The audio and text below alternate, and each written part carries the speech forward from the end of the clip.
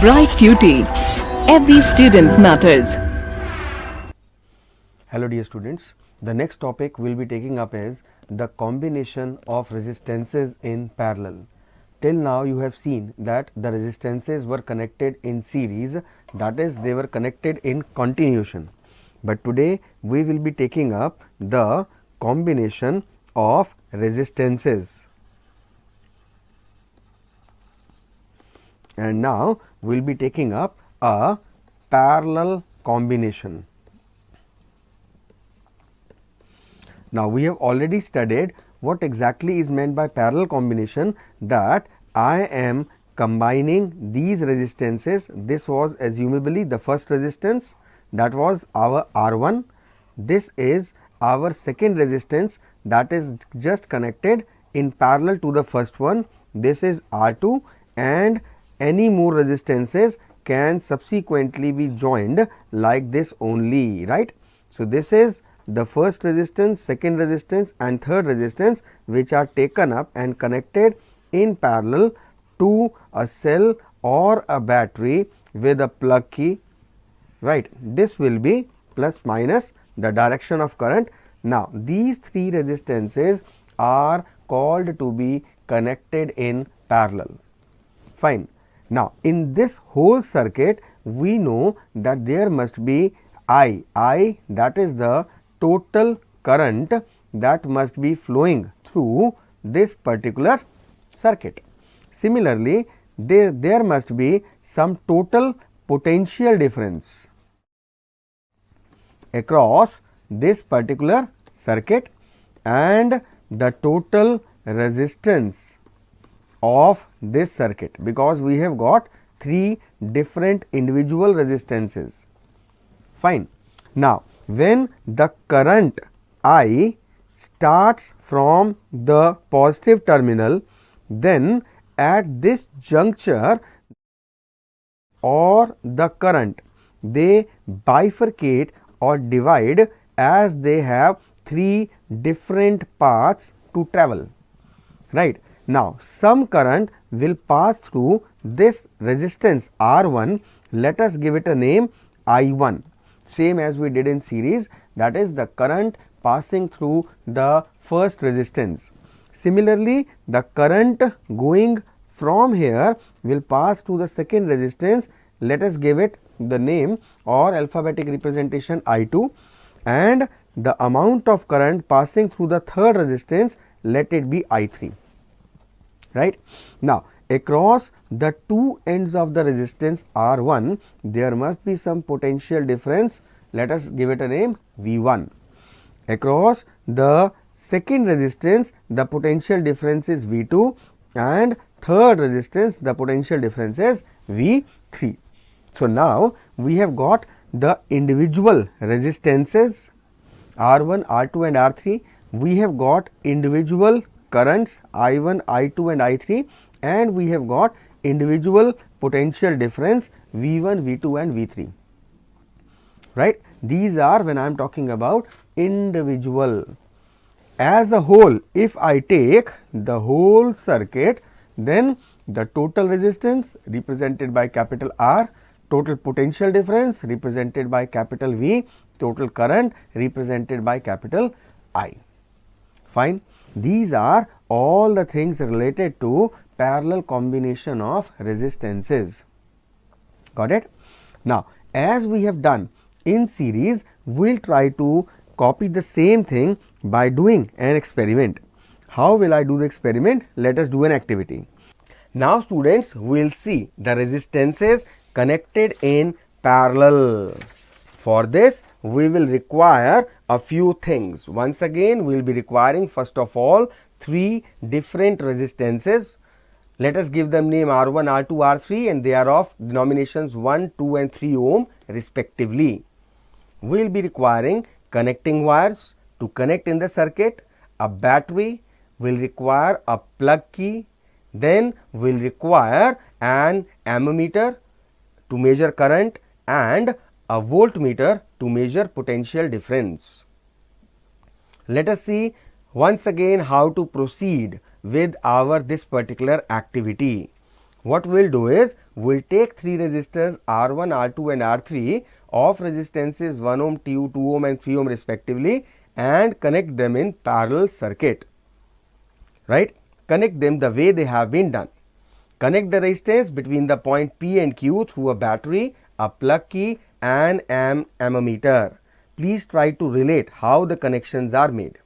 Now connect a voltmeter in parallel to the resistors and insert the key in the plug. Record the current I flowing through the circuit and the potential difference V at the ends of the resistors and note down the reading. Now remove the ammometer from the main circuit and the voltmeter from point P and Q and reconnect them to resistor R1 only. On plugging the key on, record the current I1 and potential difference V1 for the resistors R1. Note down your readings. Got it? Again, we will perform the same activity, repeating the procedure for resistors R2 and R3 and recording I2, I3 and potential differences V2 and V3 and recording each and every measurement as per the table that we are writing in. Got it? And on recording all the observations, we will conclude a few things. If you look at the table above, you will be able to relate that the potential difference is altogether the same. V, V1, V2, V3 are all same, but the readings of current in the ammometer that we have got, they are different. And very importantly, if you take the sum of I1, I2 and I3, that will be equal to I. That means the conclusion drawn through these activities are, the number one conclusion is that potential difference remains the same in all the resistances connected in parallel, but the amount of current is different and the sum of individual currents in all the resistances is equal to the total current in the circuit. I hope now you have understood and it is clear how things work out in parallel combination. Fine.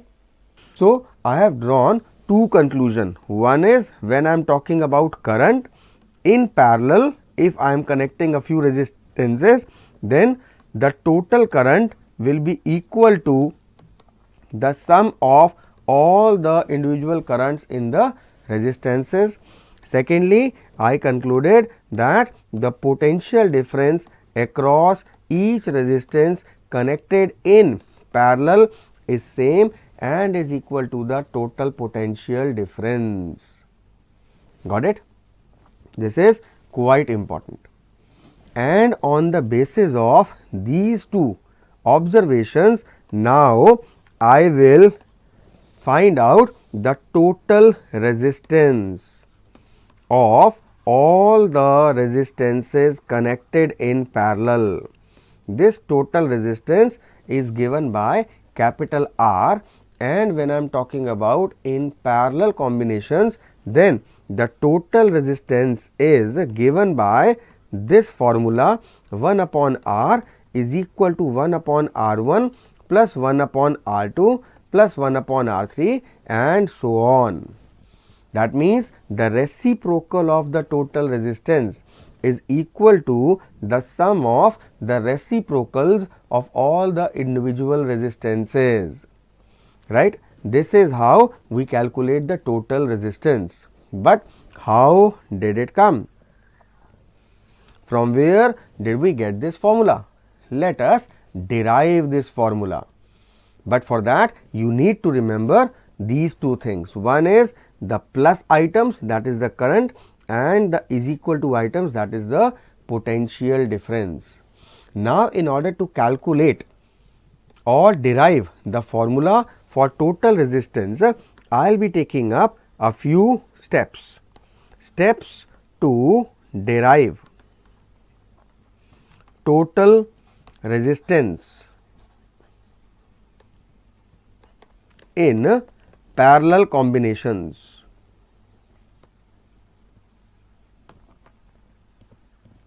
Now, what are the various steps? I am just writing down right now.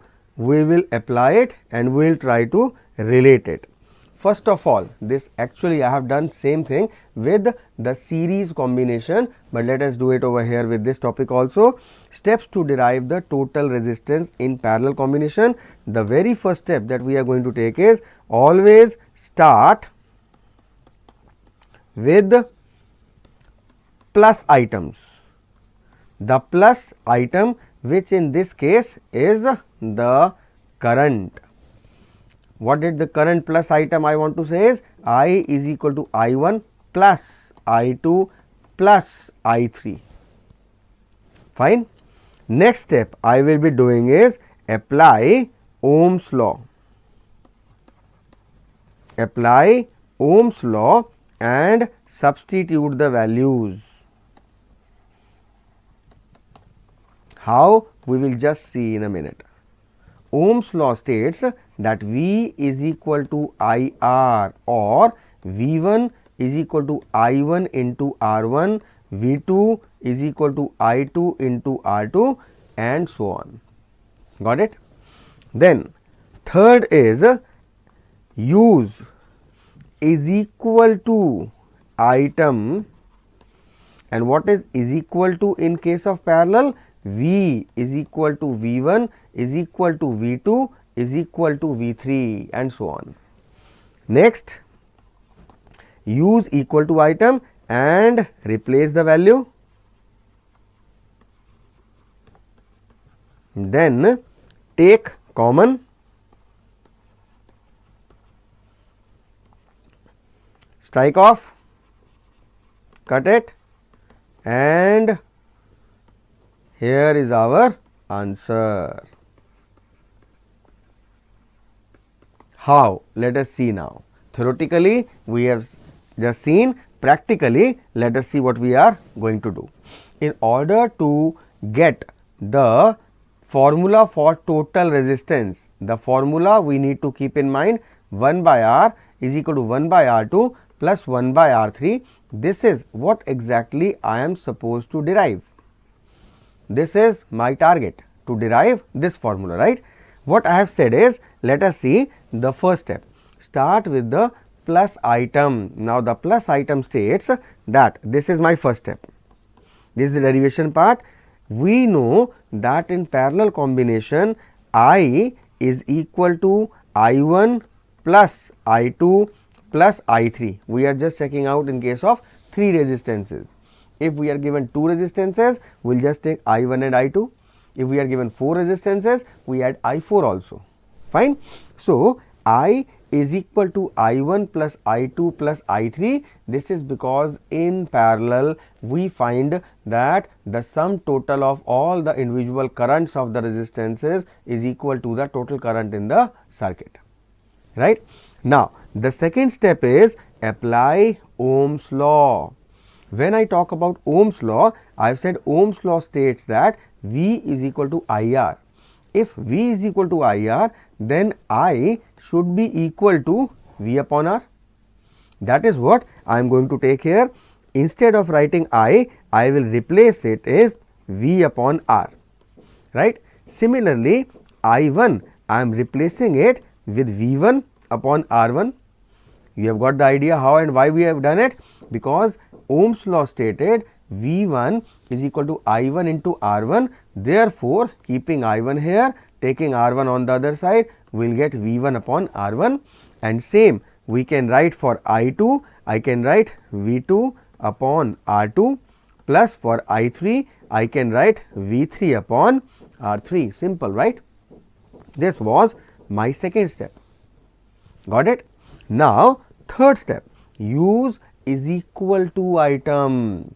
In parallel combination, we know that the individual potential differences of the resistances connected in parallel are same and are equal to the total potential difference. So, rather than writing V1 or V2 or V3, what I can write is V upon R, as it is I have kept, is equal to, instead of V1 I can write V upon R1, because V1 and V are same. Similarly, V2, instead of writing V2, I can write V upon R2 and I can write V upon R3. The third step, right? Now the fourth step, take common. What I can see in common here? V, right? So what I'll do is, I have got V upon R is equal to V upon R1 plus V upon R2 plus V upon R3. I will take V common here. This as it is I will write V upon R is equal to, I have taken V common. What I am left with under in the bracket is, if V is being taken common, I am left with 1 upon R1 plus V has been taken common, I am left with 1 upon R2. Similarly, V has been taken common, 1 upon R3. Now this V and this V will be cancelled out and here is our answer. 1 upon R is equal to 1 upon R1 plus 1 upon R2 plus 1 upon R3. This is what exactly we desired, that is the total resistance in the parallel combination. Fine, got it? So this is what we concluded. Now this is very important because we will be using it throughout in our numericals in parallel combinations. When I am talking about parallel combination, the first thing I need to relate is the total resistance is calculated by the formula 1 upon R1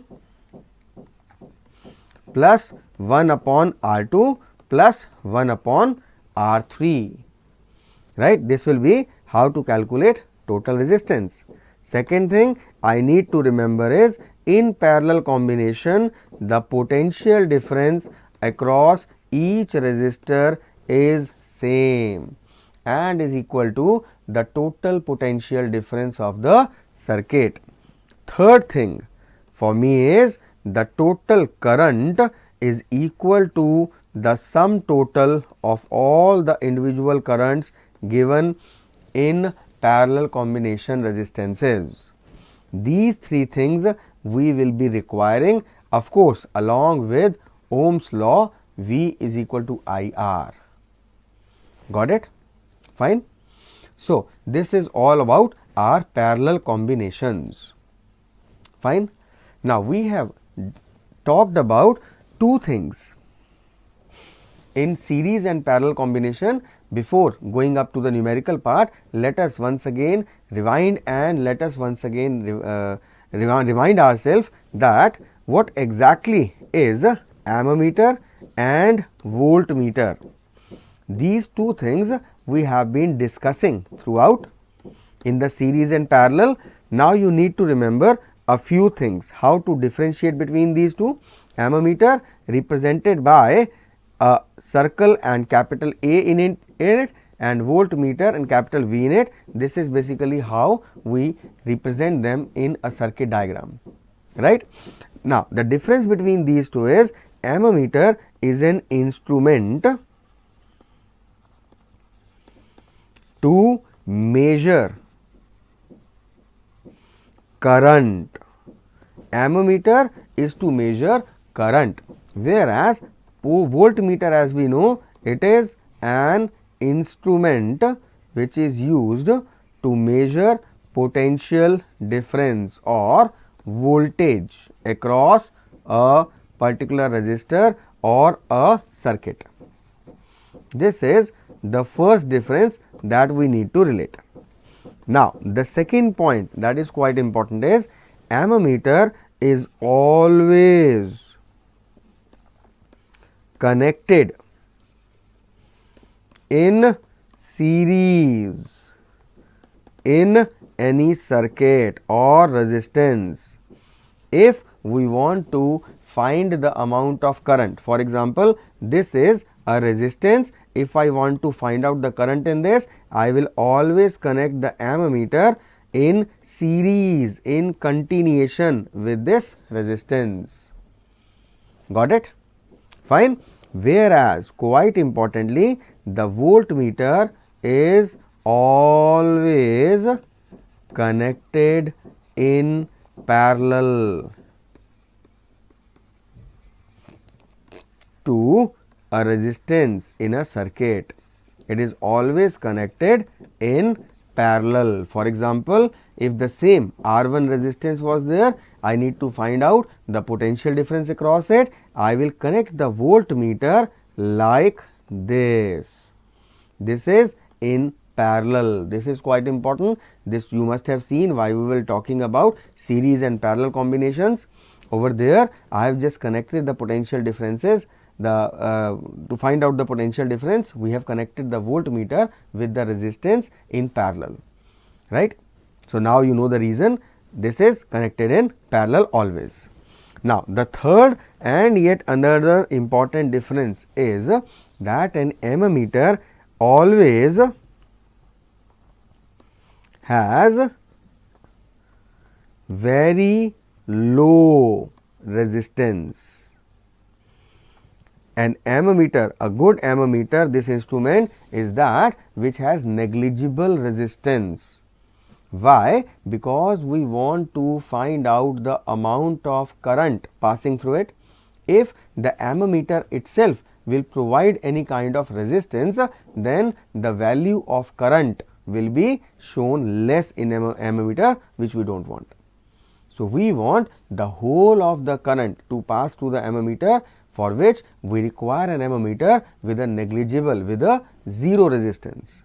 Whereas, when we talk about a voltmeter always has a very high resistance. It has a very high resistance. Why? Because this resistance will not allow the current to pass through this particular voltmeter. Therefore, we can get the actual and exact value of potential difference, right. So, these are the basic differences between ammeter and voltmeter. Among these, we already know that ammeter is used to measure the current and voltmeter is used to measure the potential difference, right. One important thing that we will be watching in the numericals and we will be repeating again further in this chapter is that an ammeter is always connected in series, whereas a voltmeter is always connected in parallel with a particular resistance in any circuit. Fine, right.